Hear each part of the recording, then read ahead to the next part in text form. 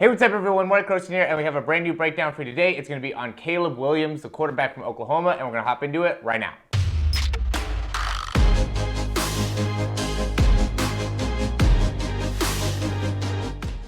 All right, so Caleb Williams is quickly emerging as one of the top quarterbacks in the nation, at least in my opinion. I think what he's been doing at Oklahoma already has just been phenomenal. I think it really makes Oklahoma into a top contender. Not to say that they weren't before, but they definitely had a little bit more of a struggle with teams that they probably shouldn't have been struggling with. Well, now, having Caleb Williams in there is really putting that ability to kind of dominate games into place. So now moving forward, they really look like a top team. So we'll go ahead and hop right into the video here. Caleb Williams, you know me, I like to go and break down the time it takes for the ball to get out of the hands to start. So the hand, that ball is separating at about, we'll go with the full number here, 16756. And then it's out at, it's about 786, 787, somewhere in there. Either one, though, we're at about 0.31.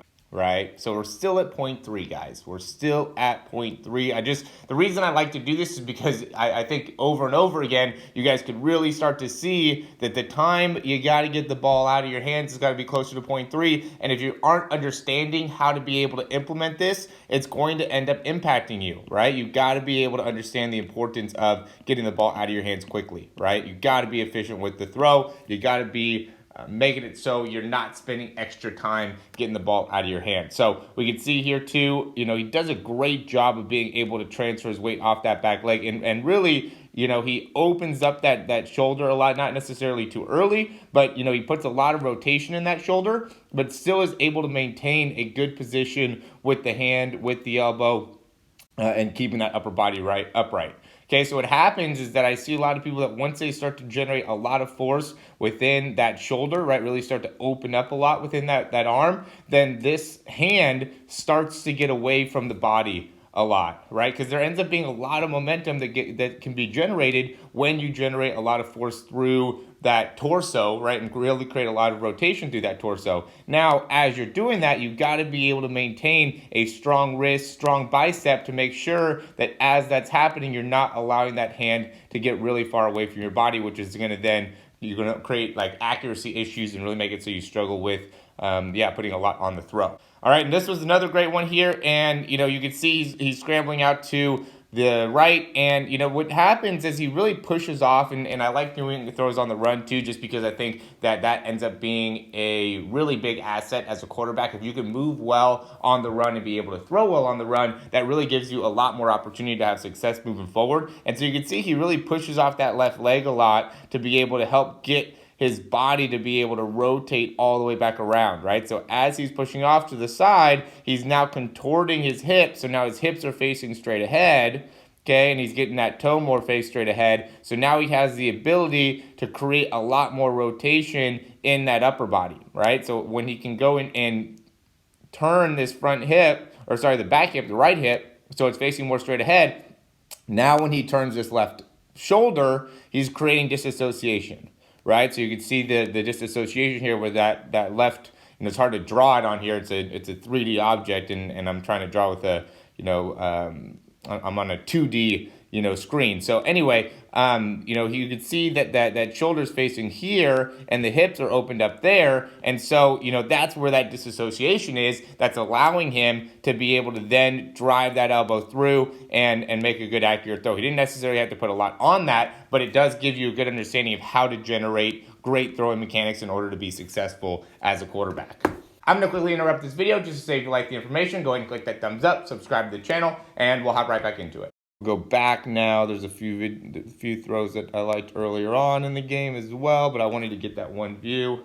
All right, so this is a great example of him just being in the pocket. What stands out to me here, and I see this a lot with NFL quarterbacks as well, Drew Brees stands out to me. Look at how wide that base is. Right, he's ready to be able to generate a lot of force because he has his base wide. So now he can just push off that back leg, rotate through the hips, and be able to transfer his weight all the way forward and through. Now, he doesn't do a great job of always getting his hips going forward, and I think that's going to end up having an impact on him, eventually, right, when he has to really, put a lot onto a throw and be accurate. Because what happens is that when he has to be accurate and transfer all of his weight forward. He's kind of, or whenever he has to be accurate, he doesn't transfer all his weight forward as much. We haven't really seen those throws where he has to be accurate and put a lot of force behind the throw yet, at least with these videos. And so the more that he gets some more exposure, the more we'll be able to see, how he ends up responding to those types of challenging plays. This is a great example. I had a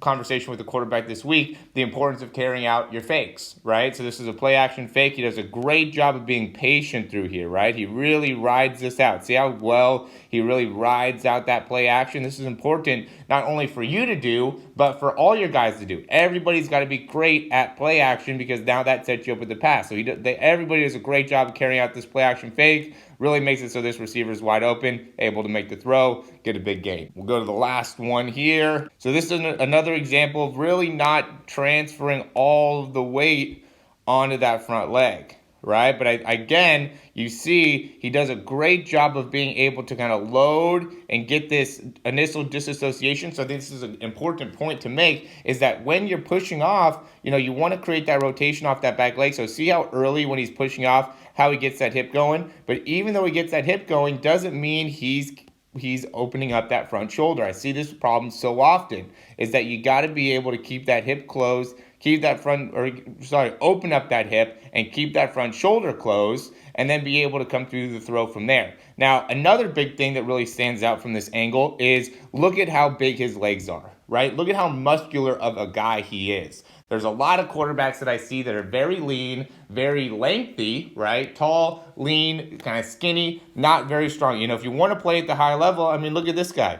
This guy is the type of guy that is going to be tackling him, right? And so obviously this is his guard right here, so he's not going to tackle him, but that's the size of guys that I'm tackling. So if you're, 6'2" and 175 pounds, you're not going to be able to take a hit from a guy like that. Or if you do, the likelihood of you being injured is really, really high. So you got to get bigger, right? You got to hit the weight room. You got to be consistently working on your strength, especially, there's some people that are naturally gifted to be, the size of these guys, right? And that's great. You can't control that. What you can control is going to be how often you work, how much you eat, what do you put into your body when you do eat. All those things make a big difference when it comes to being able to build yourself into being, a guy that is playing at the highest level. So then you have to ask yourself, how seriously am I going to take it? How much does it really matter to me? How committed am I to actually being a Division I quarterback? Because if the commitment is not there, then you're going to be 6'2" and lengthy and not be able to throw. And there's a million guys like that. There's guys all over the entire United States